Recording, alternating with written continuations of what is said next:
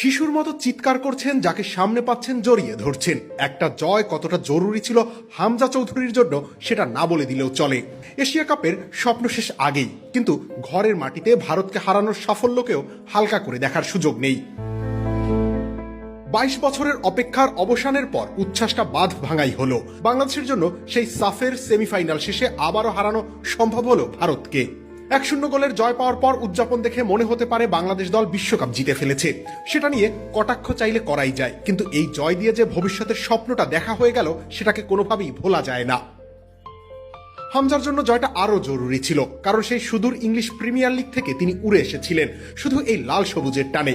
একটা আন্তর্জাতিক জয় তার জন্য দরকার ছিল। ভুটানের বিপক্ষে জিতেছিলেন, কিন্তু সেটা ছিল কেবলই প্রীতি ম্যাচ। তবে আন্তর্জাতিক ম্যাচ জয়ের আনন্দ পেলেন এতদিনে এসে। বারবার তীরে এসে তরি ডোবার অবশেষে নাবিক কাঙ্ক্ষিত তীরে পৌঁছাতে পারলেন বিজয়ী হয়ে। বিসওয়াক্স আর ভিটামিন ই সমৃদ্ধ স্কোয়ারের ময়শ্চারাইজিং মেরি লিপ কেয়ার, এবার হাসুন প্রাণ খুলে।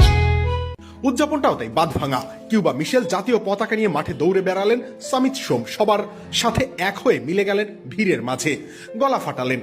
কোচ হ্যাভিয়ার কাবরেরাও আজ ভিলেন নয়, তিনি ভারতকে হারানোর আড়ালের নায়ক। এরকম জয় যত আসবে বাংলাদেশের ফুটবলের সুদিন তত দ্রুত ফিরবে। এটা কেবলই শুরু। এই জয়ের হাত ধরে আসুক আরো হাজার হাজার জয়। হামজা চৌধুরী, শামিত সোমদের হাত ধরে আসুক ফুটবল দলের চূড়ান্ত সাফল্য। পল্টনের জাতীয় স্টেডিয়াম থেকে সেই সাফল্যের স্বপ্নটা লেখা হয়ে থাকলো। রবিউল ইসলাম রনি, খেলা ৭১।